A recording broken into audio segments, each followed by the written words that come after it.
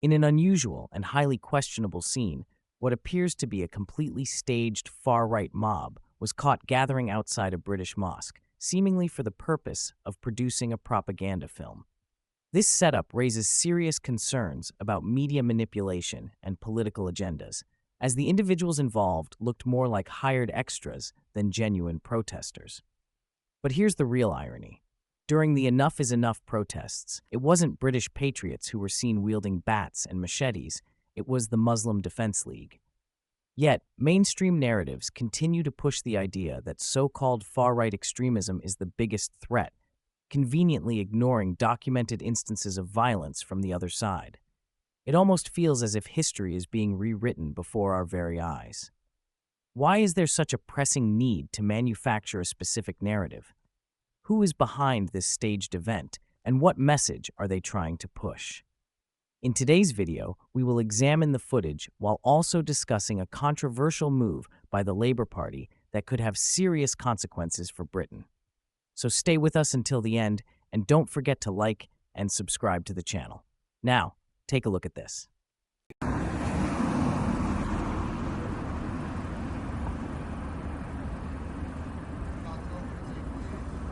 Far right there.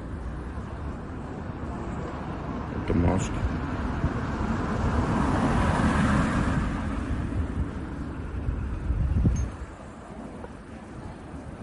Flag in the far right. Camera team, who's focusing on this camera?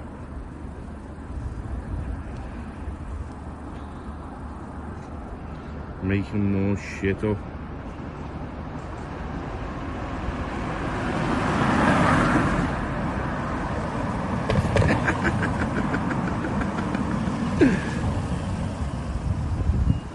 How far right they are, funny that.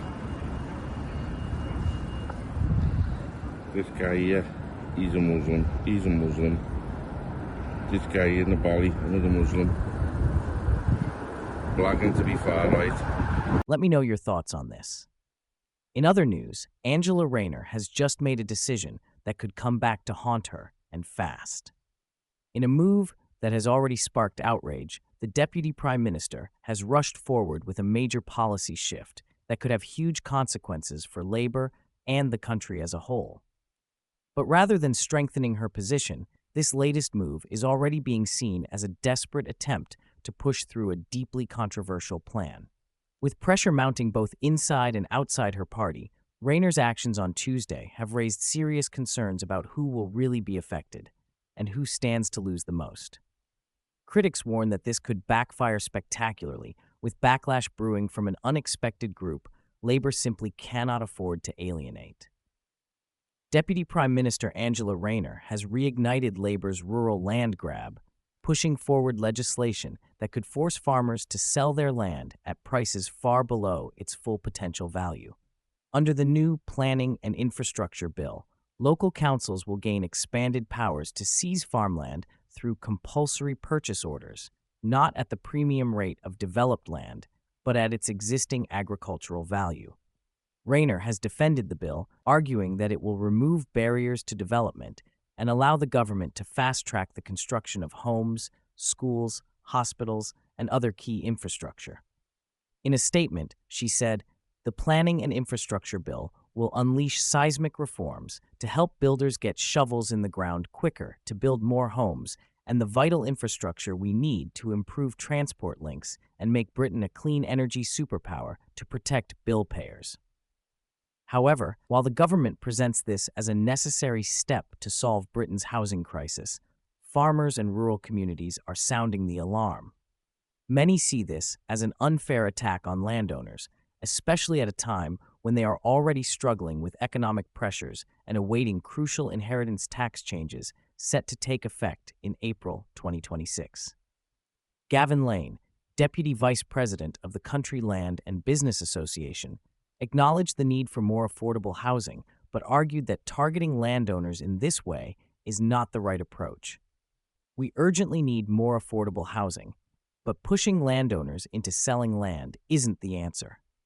Tim Bonner, Chief Executive of the Countryside Alliance, echoed these concerns, criticizing the bill for granting councils even more power to undervalue land. He warned that this move would have serious consequences for farmers who are already facing uncertainty over inheritance tax and economic challenges. We have been supportive of many of the government's changes to planning policy, but giving councils more power to reduce the value of land is a step too far, especially in the context of such a challenging outlook for farmers and the inheritance tax fiasco. He also emphasized that this isn't about opposition to development, but about ensuring landowners receive fair compensation. This is not about people blocking development. It's about the state paying the market price for land. We need more houses and more economic development, but not at the cost of basic principles. This legislation marks a major shift in how land is acquired for development, and while labor insists it's a necessary tool to meet housing demands, many believe it places an unfair burden on farmers.